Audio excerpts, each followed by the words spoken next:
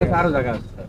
কত একর জায়গা আছে? স্যার গণপূর্তের আমাদের হাসপাতালের সঙ্গে লাগানো 20 একর জায়গা আছে, 20 একর। জায়গা আরো বেশি জি, আছে, স্যার। একদম এডজাসেন্ট হলে বেশি করে। আর স্যার হাসপাতালের পিছনে অনেক জায়গা আছে। কাছে হলে এটা ছিল বেটার প্লেস, সবই স্যার এখানে অনেক কিছুই আছে স্যার আমাদের এখানে ওই 64টা আসন আছে স্যার, আর ছাত্র হোস্টেল আছে 128টা। আচ্ছা ঠিক আছে, আমি নিয়ে যাচ্ছি। আপাতত না হয় এবারে আমরা মানে চালু করা যাবে স্যার, অধিগ্রহণ ছাড়া চালু করা যাবে স্যার।